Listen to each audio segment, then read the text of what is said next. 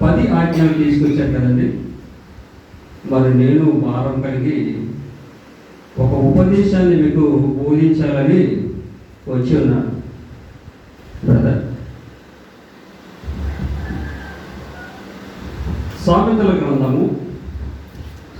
గ్రంథకర్త సొలొమోను రాస్తున్నటువంటి ఈ 3వ అధ్యాయము 11, 12 వచనాల్లో కొన్ని విషయాలు మీకు తెలియజేయాలని ఆశ. బైబిల్ ఉన్నవారు తెరవండి.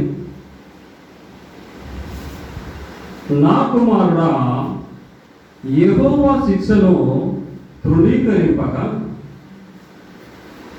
వద్దు, ఆయన గద్దింపునకు విసుగవద్దు.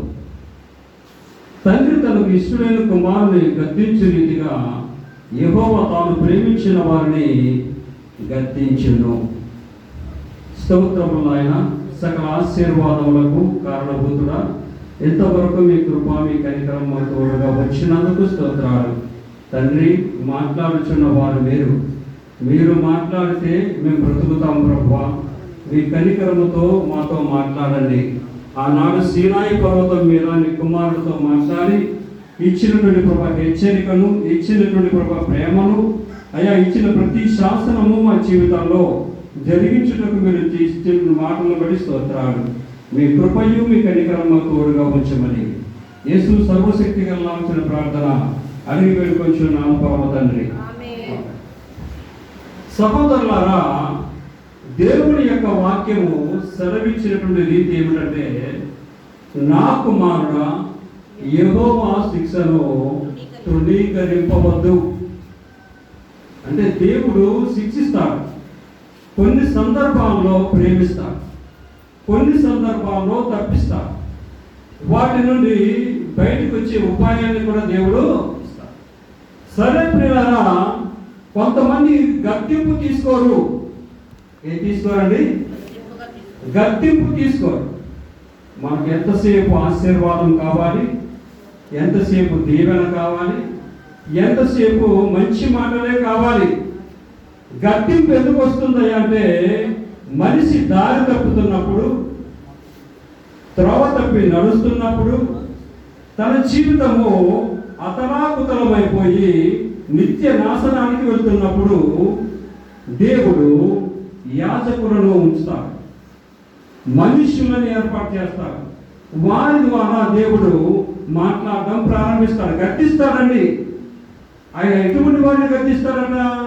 తండ్రి తను ప్రేమించి వారిని, ఏంటండి? తండ్రి తను ప్రేమించి వారిని గద్దిస్తాడు. గద్దింపు మనిషికి అవసరం, తెలుసండి.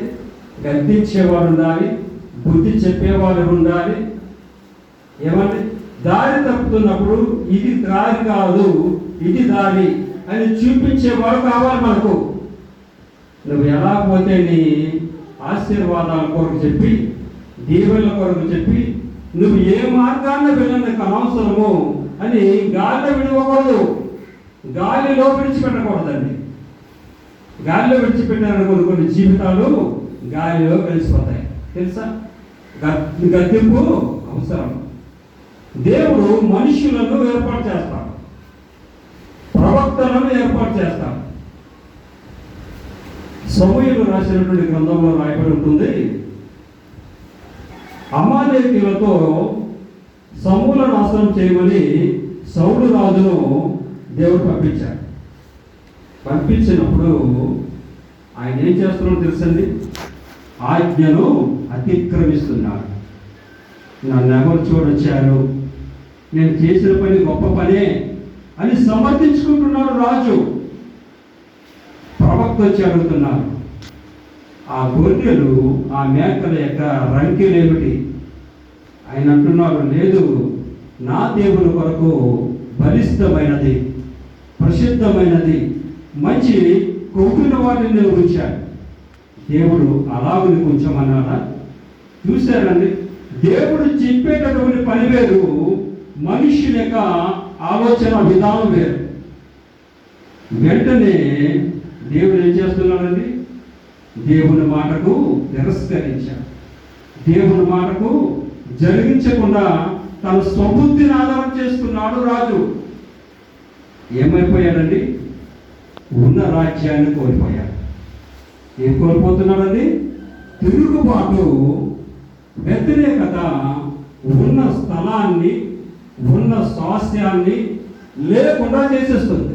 స్వనాశనానికి దారి తీస్తుందండి. దేవుడు ప్రేమించే వారినే గద్దిస్తాడు. ఎవరిని ప్రేమించాడంటే దేవుడు అందరినీ ప్రేమిస్తాడు.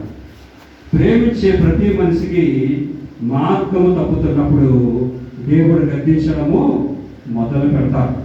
ఆ గద్దింపుకు నువ్వు లోబడితేనే, ఆ గద్దింపుకు నువ్వు విధేయత చూపితేనే, ఆ గద్దింపుకు విసుగక అది నాదే అని నువ్వు తీసుకున్నప్పుడు దేవుని గొప్ప దీవెన, ఆశీర్వాదాలు మీ జీవితంలో చూస్తారు.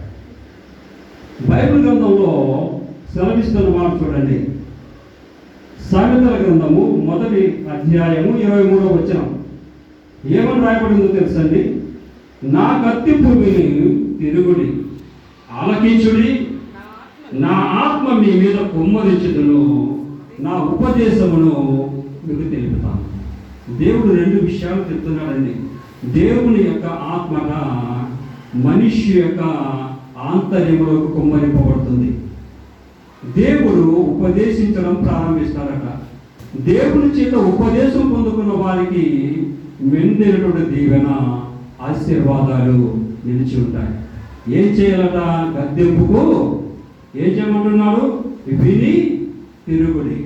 గద్దింపు చేస్తున్న వేళ, గద్దిస్తున్న వేళ, హెచ్చరిస్తున్న వేళ నువ్వు విని తిరుగుతున్నప్పుడు దేవుడు ఆయన 2 రకాల ఆశీర్వాదాలతో మీ జీవితాలను నింపబోతున్నాడు. గద్దింపు నాకు వద్దండి అంటే కుదరదు. తెలుసండి, గద్దింపు ఉండాలి.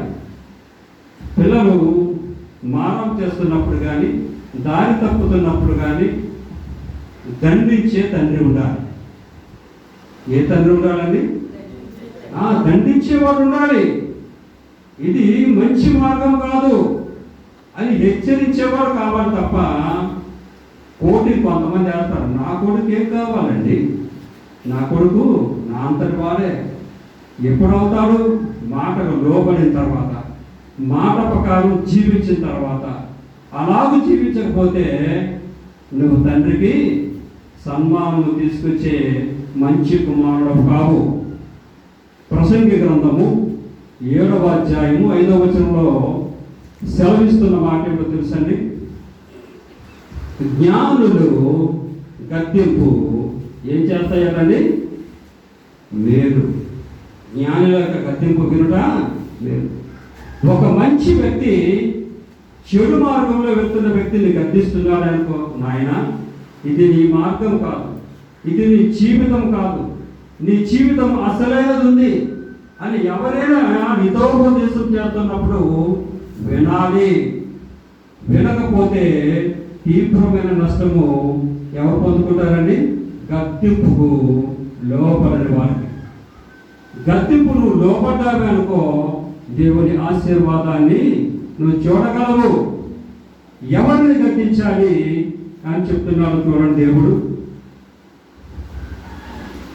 యోబు గ్రంథము 13వ అధ్యాయము 10వ వచనం ఆయన చెప్తున్నాడండి.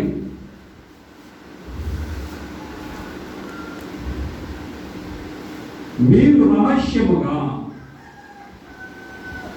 పక్షపాతము చూపిన ఎడల నిశ్చయముగా ఆయన మిమ్మల్ని గద్దించును. యోబు సెలవిస్తున్నటువంటి మాట, యోబు ద్వారా దేవుడు సెలవిస్తున్నా. మీరు రహస్యముగాను పక్షపాతము చూపుతూ మిమ్మును మీరే మోసపరుచుకున్న జీవితాలు అనేక మంది చేస్తారు. మీలో పక్షపాతం ఉండకూడదు, మీలో రహస్య పాపములు ఉండకూడదు, రహస్య మంతనాలు ఉండకూడదు, రహస్య ప్రసంగాలు ఉండకూడదు, రహస్యపు మాటలు ఉండకూడదు. మీరు రహస్యముగా పక్షపాతముగా చూపిన ఎలా దేవుడేమంటున్నాడంటే నిశ్చయముగా ఆయన మిమ్మల్ని గద్దిస్తారు. మనము పక్షపాతము చూపించకూడదు. ఒక వ్యక్తి విషయంలో వెళ్ళి మాట్లాడుతున్నాం అనుకోండి, న్యాయంగా మాట్లాడాలి, ఉన్నది ఉన్నట్టుగానే మాట్లాడాలి, లేని వాటిని కల్పించకూడదు.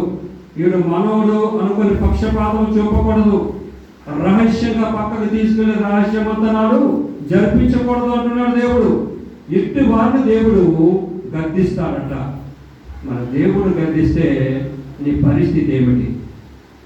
నువ్వేం చేయగలవు? నీకు మేలులేమి జరగవు.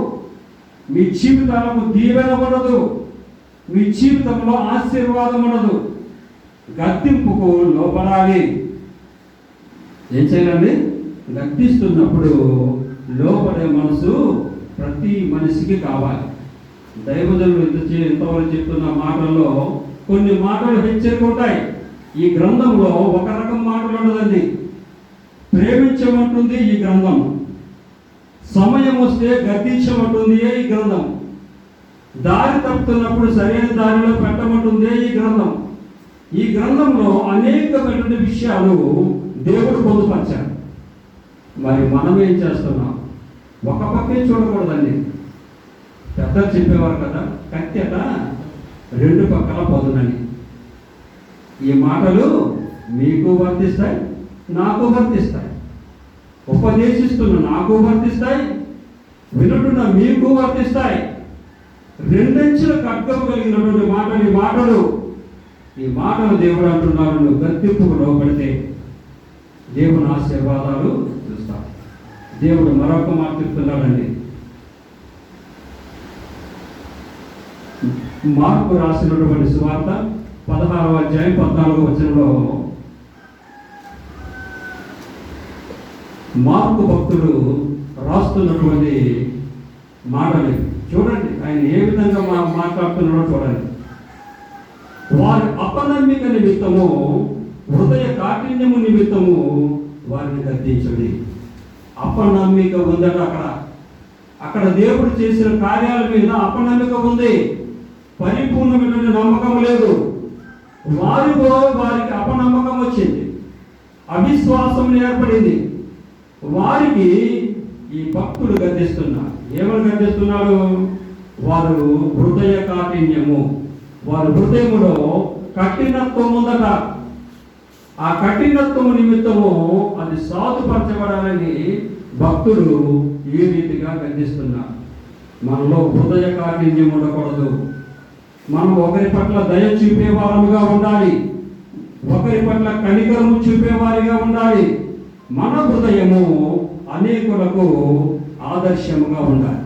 అంతేగాని కఠినత్వముతోను, కర్కోశకముగాను, కర్కటముగాను అలాగ ఉండడానికి వీల్లేదు. దేవుడు అట్టి వారిని దృష్టించాడండి. వారిని దేవుడు గద్దిస్తున్నాడు. ప్రియులారా, గద్దింపు మనిషికి చాలా అవసరం అండి. గద్దిస్తున్నప్పుడే మనిషి స్థిరపడతాడు. గద్దింపు లేదనుకోండి, హెచ్చరించేవాడు సంఘంలో లేడనుకోండి, ఆ మనుషుడు స్థిరత్వము పొందుకోలేరు, స్థిరమైన మార్గంలో నడవలేరు. దేవుడు అంటున్నాడండి, గద్దింపుకు విసుగక లోపలమంటున్నాడు. దేవుడు నేరుగా వచ్చి మిమ్మల్ని చెప్పడండి. నేరుగా వస్తారా యేసు ప్రభు? ఒక మనిషిని ఏర్పరచుకుంటారు, ఒక దైవజనుని ఏర్పరచుకుంటారు, మీ కుటుంబంలో ఒక వ్యక్తిని ఏర్పరచుకుంటారు. వారి ద్వారా కుటుంబంలో ఉన్న అవకతవకలు, సంఘంలో ఉన్న అవకతవకలు, మీలో ఉన్నటువంటి లోపాలు దేవుడు సరిచేయడానికి యాజకుల ద్వారా గద్దింపు ఇస్తారు. గద్దింపు ఇస్తున్నప్పుడు విసుగకూడదు. వాటికి మనము విధేయత చూపాలి. విధేయత చూపిస్తే ఆశీర్వాదాలు మన జీవితంలో వెండుగా ఉంటాయి. గద్దింపునకు లోపడకపోతే, కొంతమంది లోపల తెలుసా, ఆడు చెప్పడం ఏంటండి, నేను వినడం ఏంటి, నా కష్టం మీద నేను బతుకుతున్నాను, నా తండ్రి చెప్పలేదండి, వీడెవరు నాకు చెప్పడానికి అనేవారు చాలా మంది అంటారు.